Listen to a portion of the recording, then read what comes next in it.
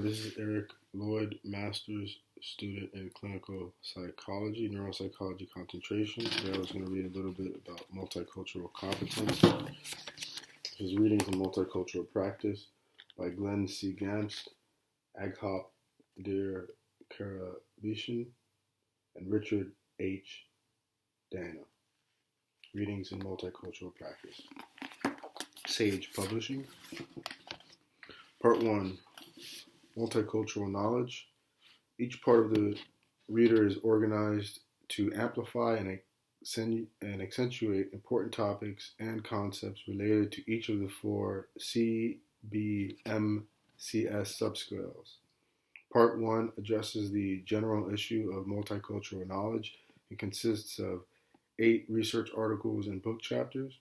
In the first article, Gamst et al., 2004, described the development of the 21-item California Brief Multicultural Competence Scale, CBMCS.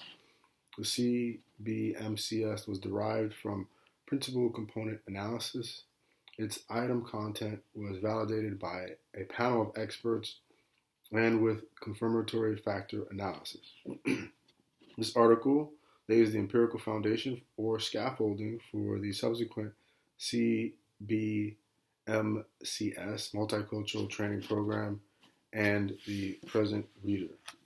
The second manuscript from the U.S. Department of Health and Human Services 2001 is the executive summary to the Supplement to Mental Health, a report to the Surgeon General. This groundbreaking document underscores the following important findings. Mental illness are real and affect all populations. Striking disparities in mental health care are common for U.S. racial and ethnic minorities. And C, these disparities impose a greater disability burden on minorities. This report sounds a clarion to call to action that includes an expansion of the ethnic science-based improvement in access to treatment, reduction in barriers to mental health care, and the improvement of quality of mental health services and their expansion.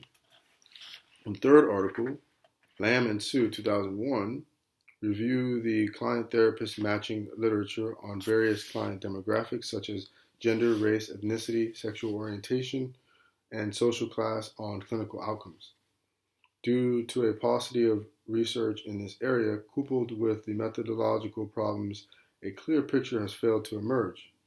But the question of who should do what to whom in the community mental health field still prevails.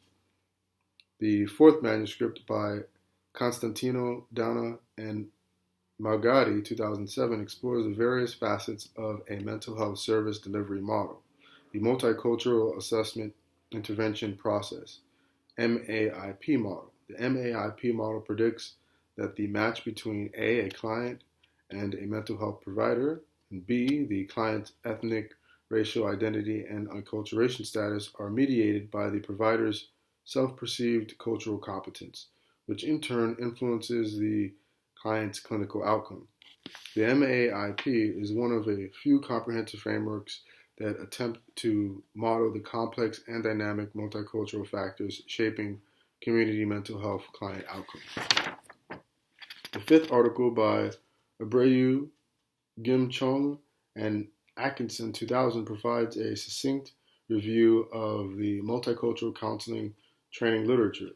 Following a brief historical overview, several models of multicultural counseling training are described, and a model that integrates multiculturalism into the entire training program curriculum is advocated.